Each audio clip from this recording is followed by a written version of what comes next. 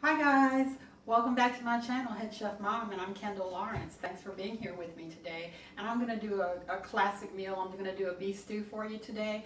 So come on in and let's take a look at our ingredients. Okay, so here are our ingredients. Of course I have some, what I have here is some chuck steaks that I had.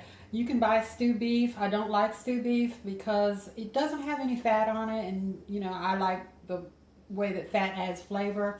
Most people use a chuck roast, but again, I'm always saying use what you have. And so I'm using the chuck steaks I had in the freezer, in the deep freezer out in the garage. I had 5 chuck steaks that were about 3/4 of a pound each, and I cut them up into about 1-inch cubes. I have 4 large carrots that I cut up into nice sized chunks. I like my veggies to be really chunky. I have about 5 potatoes that I cut up, and I have them soaking in water because I'm not going to use them right away. So if you soak them in water, they don't turn brown. I have 1 onion that I cut up roughly into large pieces. I have some pearl onions, some fresh pearl onions here that I peeled last night. I have a sprig of rosemary, and about my bay leaves are broken up, but about the equivalent of 2 bay leaves. I have some crushed garlic, and I have some red bell pepper, and I have some frozen corn that I had in the freezer that I need to use up, and an unusual ingredient that I don't know of anybody ever using is an apple. And what I do is I cut the apple in half and I throw it in the pot, and it gives it so much flavor. And then I remove it from the pot after the meat has simmered for a while. I take it out of the pot, so you don't actually eat the apple, but the apple gives it such great flavor. I have some bouillon cubes, some beef bouillon cubes, because I don't have any beef broth today, so I'm just going to use the bouillon cubes. I have some salt, some black pepper, some celery seed, some onion powder. I have some red wine vinegar, and a lot of people frown upon using cooking wine. This is not red wine vinegar, it's red cooking wine, and a lot of people frown upon using cooking wine, but it's okay with me.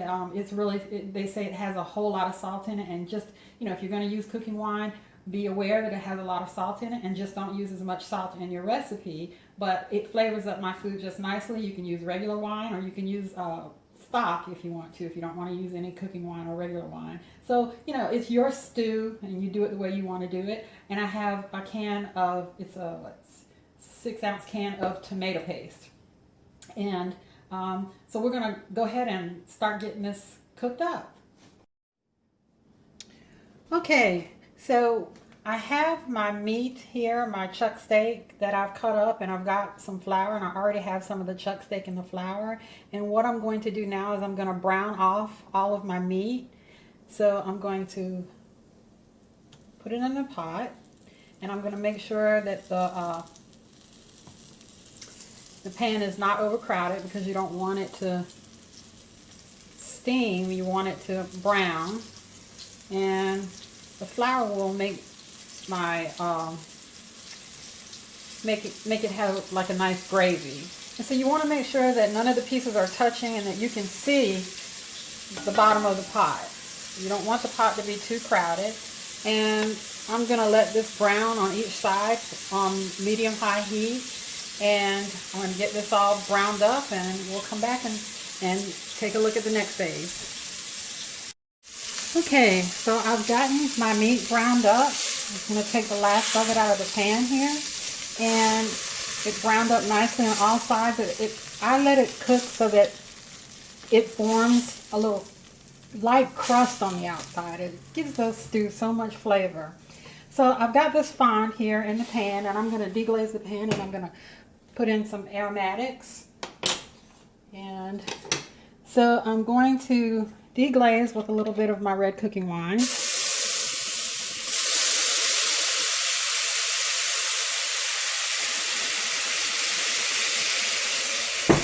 And I'm going to add I'm going to go ahead and stir this around a bit to get that fined up. And I'm going to just put another touch of sugar in. See how dark this is? And from having the flour on the meat, because not everybody flours their meat when they make a beef stew, but that makes the you have a nice dark rich gravy. And so I'm going to add my onions. I'm going to turn this up because I have it down on number 6 on my electric stove. And I'm going to turn it up a bit. On a higher, much higher heat. I'm making a big mess on the stove today. And I'm going to get all of my, I'm going to put my onion, my garlic, and my bell pepper and get all of this sauteed up.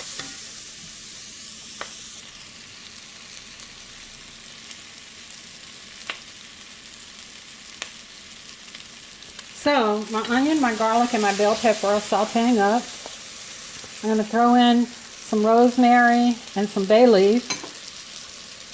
And I'm going to put in some tomato paste, my 6 ounces of tomato paste. I'm going to add 5 bouillon cubes and 5 cups of water.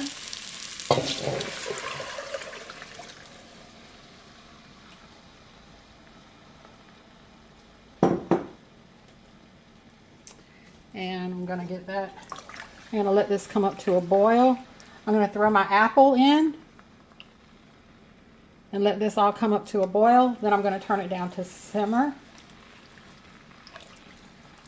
Well, actually, you know what I'm going to do? I'm going to go ahead and put my meat in. Uh-oh. I should have used a bigger pot. I'm going to get out a large stock pot and I'm going to transfer everything into that large stock pot because when I put my vegetables in, this isn't going to work. So I'll be right back.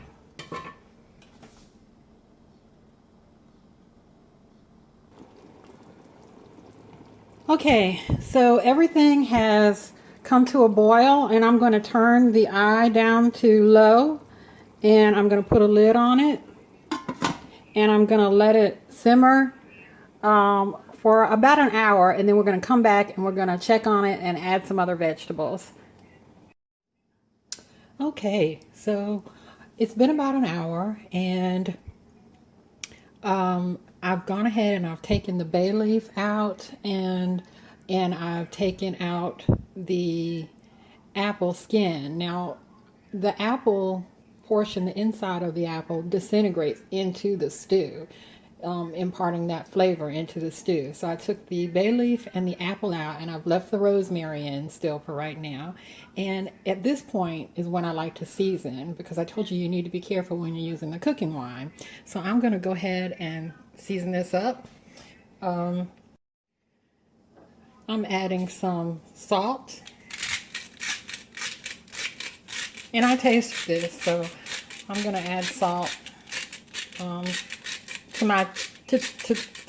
the taste, and I'm adding some black pepper, and I like lots of black pepper.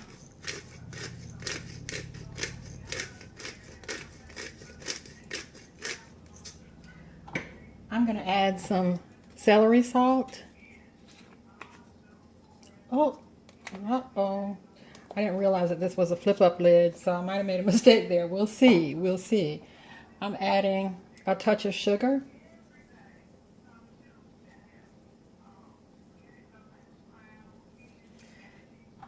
And I'm going to go ahead and add in my potatoes.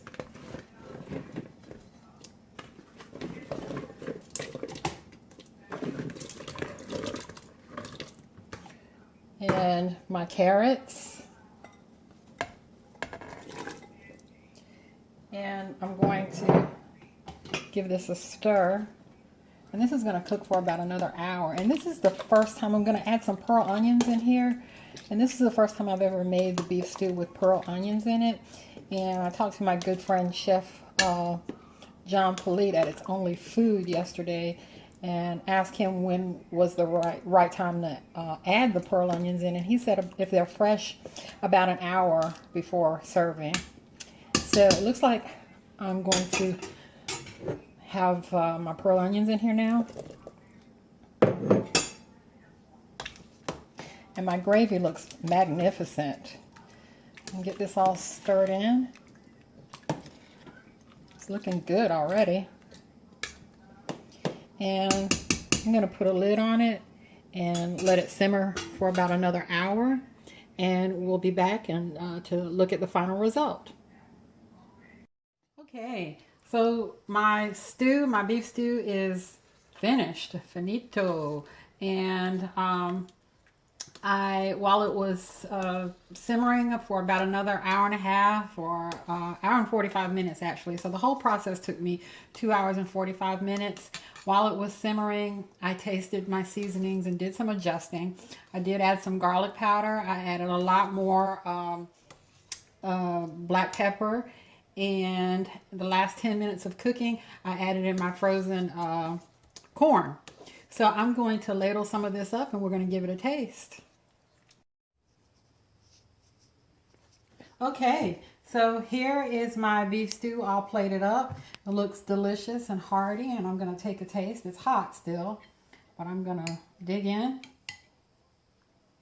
See, I'm going to get some meat. I get some pearl onion here. Well, I'm going to do that separately. Yeah, you can't put all that in your mouth. Yeah, I love pearl onions. So let me take a taste of that.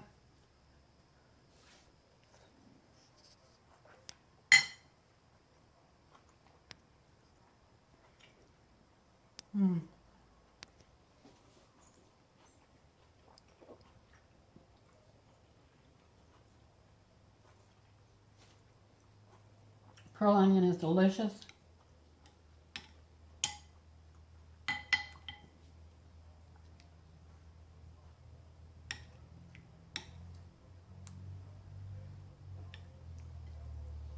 Cut up some of this carrot so I can get a little bit of everything on the spoon.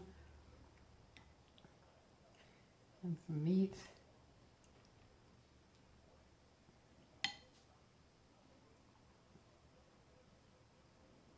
The gravy is rich and flavorful.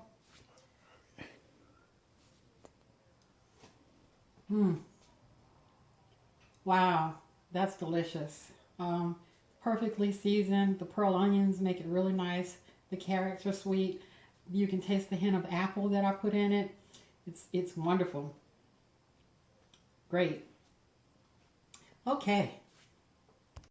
Okay, thank you so much for being with me today and watching me prepare my beef stew. And I hope you'll give this recipe a try, especially with the apple in it. It really imparts a lovely flavor. And the pearl onions were really nice. That's the very first time I've done it with the pearl onions. So please come back and visit me again soon.